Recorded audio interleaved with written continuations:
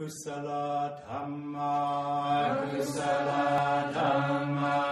apayagata dhamma sukaya vedanaya sampayuddha dhamma dukkaya vedanaya sampayuddha dhamma dukkama sukaya vedanaya sampayuddha dhamma vipaka dhamma neva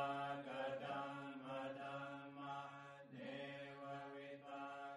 Here we're going to be talking about the Buddhist attitude to death and dying and grief and all of that, but it also illustrates the attitude towards life as well, because you cannot take away one from the other, no more than you can separate night and day. You can separate sort of heat and cold. The two go together, life and death.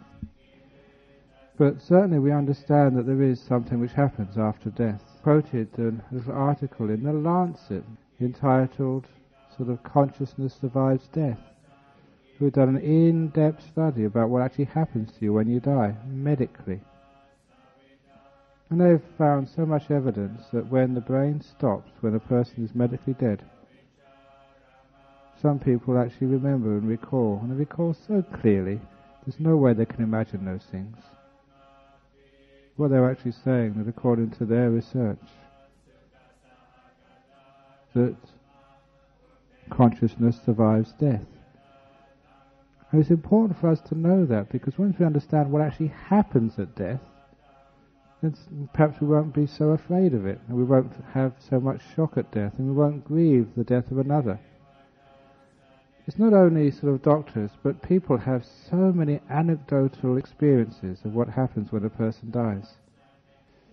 But what it actually shows is that consciousness does survive death. Once a person dies, it's usually a very peaceful experience, and usually they're very happy afterwards. And so that understanding the way that life works, when somebody dies, it's not such a big deal anymore. It's not the end of things. It's just like a phase. It's just a passage from one life to another of these huge numbers of lives we've lived.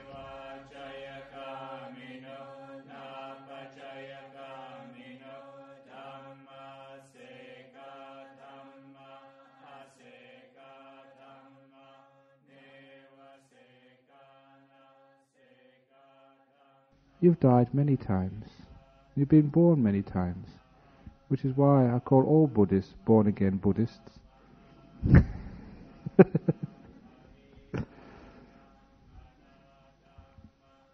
Having an understanding of rebirth takes away a lot of the pain of death. Honesty at the time of a death is crucial. So when I give a funeral or talk to people, we just talk to people with honesty that it's a good chance you'll see that person again.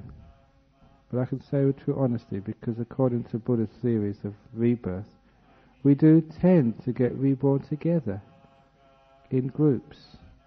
So when we actually have someone close to us die, never think you'll never see them again. But when a person dies, sometimes we think what's been taken away rather than what we've had. So we always, in Buddhism, look about celebrating the life, not mourning the death, which is most important. And all you know that famous story of my father's death, when I never cried because I compared his life to a concert. At the end of every concert, everybody, if it's a great concert, a great musical or whatever, you stand up and shout for more. Often the band, the orchestra carries on for a while, but eventually they have to put away the instruments and go home. And so do you. After every concert I ever went to, I never felt sad that the music had ended. Do you ever feel sad after a great concert? Do you ever go crying and saying it's all over? Always after a great concert you feel inspired, uplifted, moved. What a marvellous performance that was. How lucky I was to have been there at the time. And that's actually how I felt and my father died. Just like the end of a great concert, I was moved by his life. And as I remember walking out of that crematorium in Mortlake, I never felt sad, but I felt uplifted, inspired. What a great life that was, and how lucky I was to have known that man for 16 years. That's how I feel now. There's other things about the life of somebody who was so close to you, which was also important to me. One of the things was that when a person dies, there's always some unfinished business. Especially if they die, or even if they die slowly, you've got time to actually to try and arrange things properly. There's always some things unfinished. And certainly when my father died, because I was only 16, one of the things which was unfinished was a lot of guilt. Things which I had done and said which I shouldn't have done. Things which I should have said, which I didn't. And that sort of after a while sort of started to eat at me.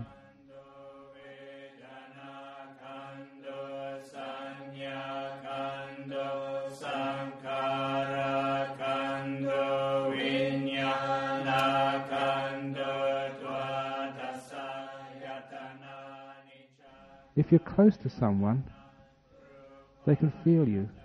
They know you. They know if something's happening, especially if you're sensitive. I ask people to be quiet. Think of the person who's passed away. Resonate with them, and whatever you wish to say to them, to undo all of the unfinished business, to say sorry, to say thank you, to say how much you love them. It's a marvellous freeing experience. Because when we talk about the grief, it's got so many layers there, and guilt is part of it. If you get rid of the guilt, then much more is easy to overcome.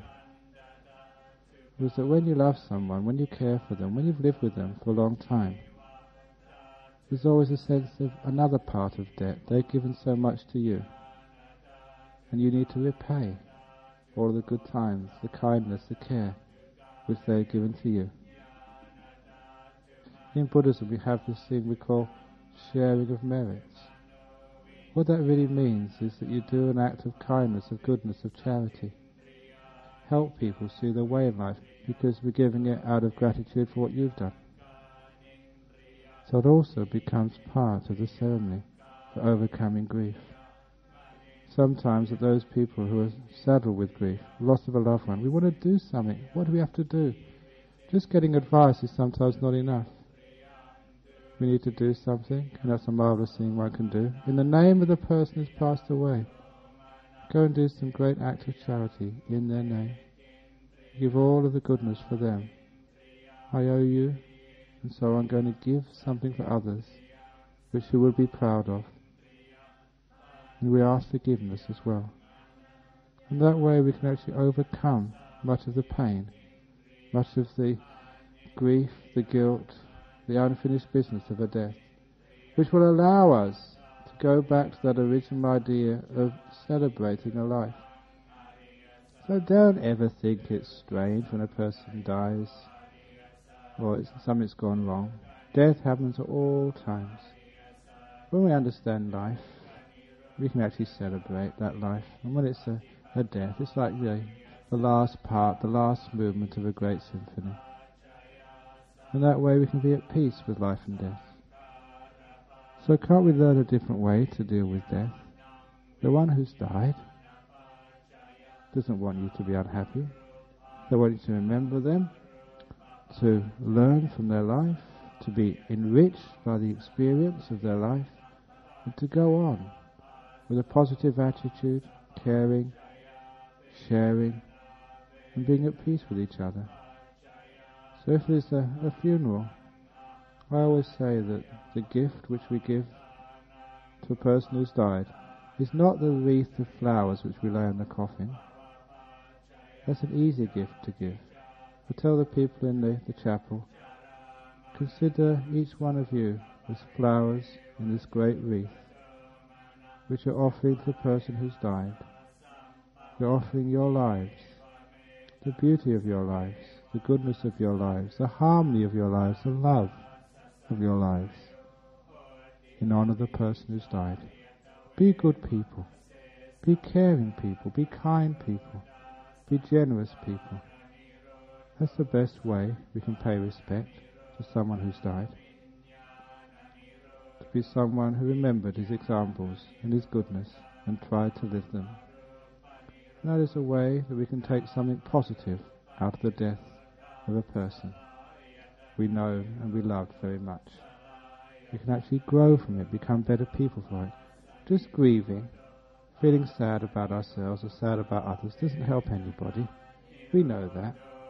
But we need ways and means to overcome that grief. And these are those ways and means.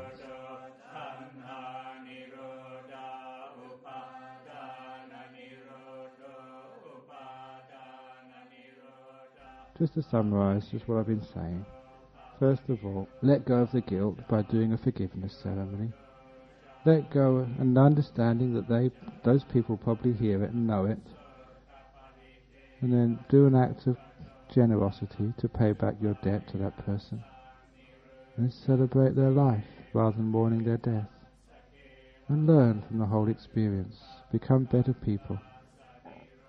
And when we understand that life is so short, that death comes at any time, it means that life becomes more valuable. Time becomes something we don't want to kill or waste. Time becomes something which we must make best use of, not just to accumulate possessions, but to accumulate acts of kindness, acts of goodness, acts of sharing, acts of love. In Buddhism we call that good karma. So that's the meaning of life. When you have the opportunity, make that good karma as much as you possibly can. Then you'll be enriching your life. So when you die, you'll have no worries about where you will go. You will die peacefully. You'll die happily. And people will be so proud that they knew you. That's the way to live. And that's the way to die.